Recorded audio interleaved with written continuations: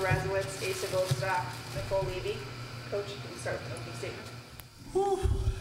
You know, we just saw the #1 team in the country and, you know, a finalist last year, and they brought back a lot of their seniors, and I think you saw them come the end of the game. They relied heavily on their senior leadership, and they put away the game. And I give our team a lot of credit for fighting and not giving up.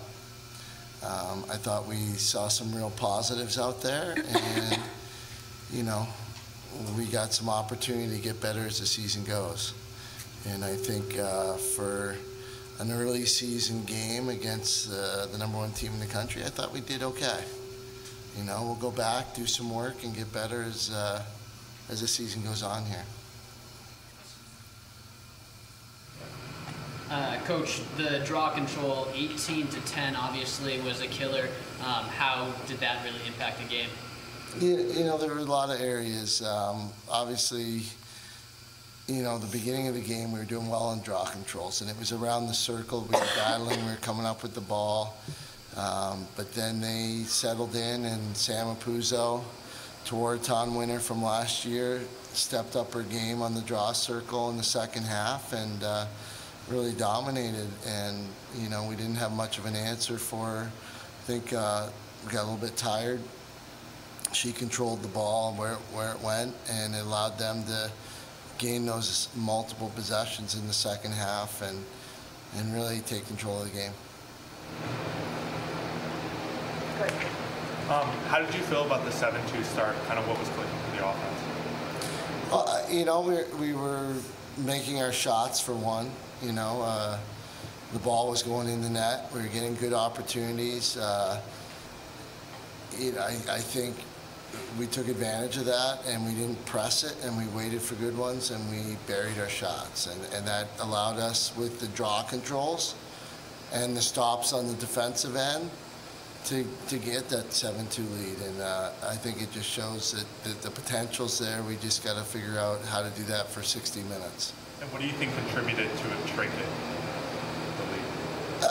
I think adjustments on their behalf, I think, was part of it. And I think, you know, we got a little bit, you know, you play the game, you get a little bit tired, you make a few more mistakes, and we weren't quite as fresh in our shooting, and we kind of turned and shot at the goal in the second half. And I think we gave their goalie 9 saves in the second half. And, you know, you say draw controls was the difference, combine that with 9 saves, and it really makes it a tough second half to win. You've seen Sam for a few years now, Apuzzo, so she's no secret to how good she is. From your perspective as a goalie, what makes her particularly dangerous as a scorer? Basically every single thing about her makes her dangerous, I think.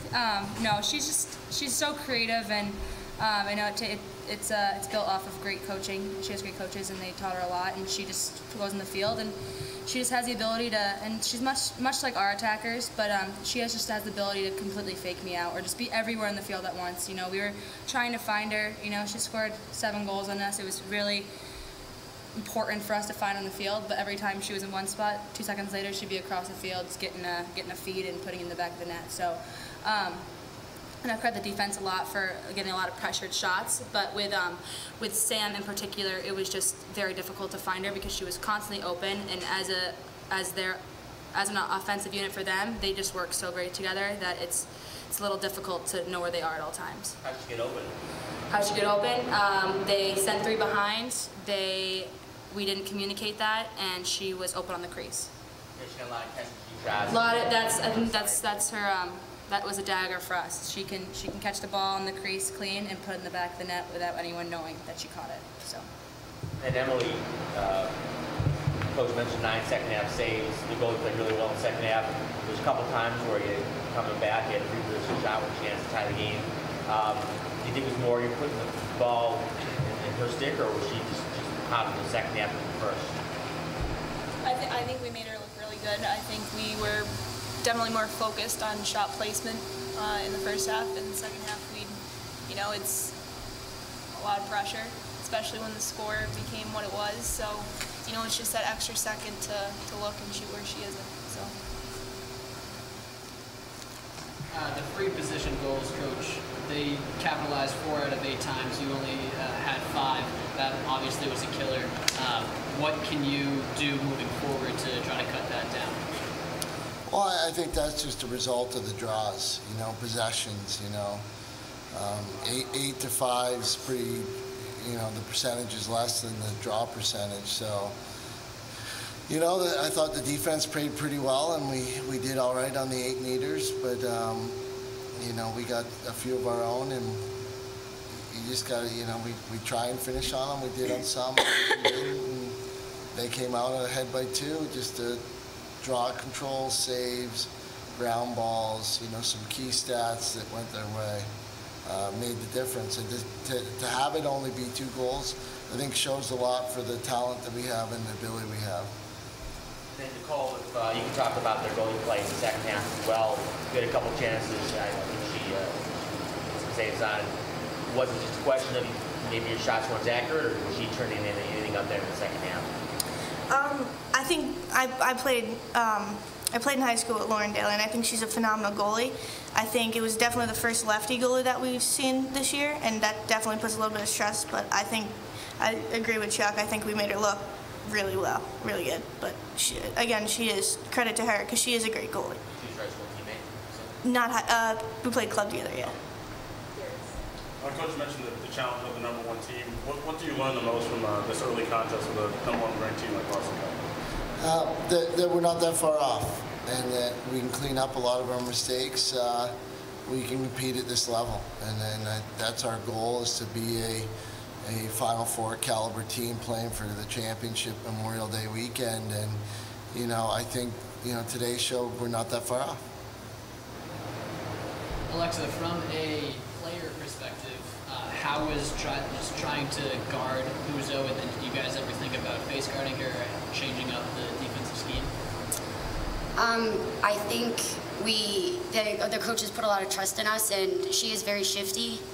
I think as a unit we did very well against her, and we just needed to talk a little bit more going into that second half. They obviously made an adjustment.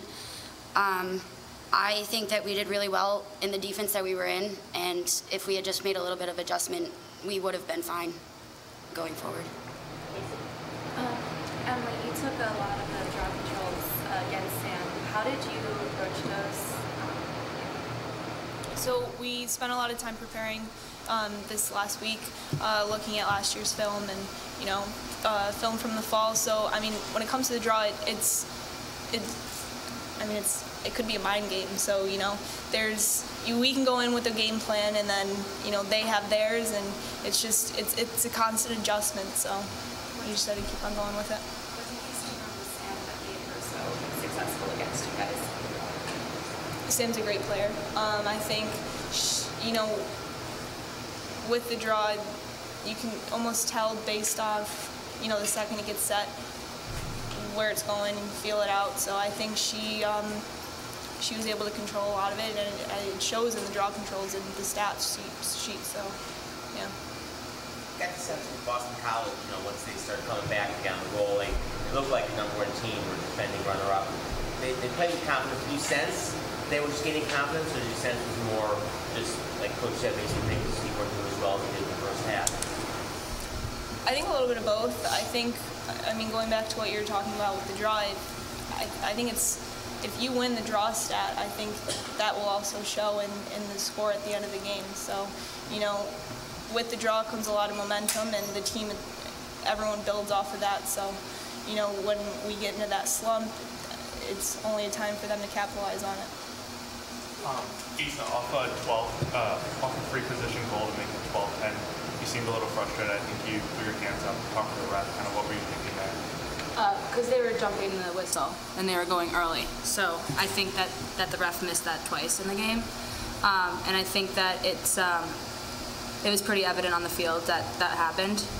And I think in a really close game, that is a call that needs to be called. Do you think that was the play that kind of set them off to go on that run at the end? No, I don't think so. I think that there was we were winning the draw. They were coming on the field. They were getting shots off. But I think that it's an easy call to make. So. Coach, the clears, I mean, BC 14 for 14, Syracuse only 18 for 12. Was that a manifestation of their defense or just your offense and midfield not being able to clear the ball? I think it was just a series of mental errors and, the pressure of playing against the #1 team. Some of them were kind of unforced errors. Probably a lot of them were. And that's just, mentally you got to prepare and be ready and get a little bit of swagger when you have that ball. You got to value it and make good choices. And sometimes we just panicked a little bit under the pressure and turned the ball over. Thank you.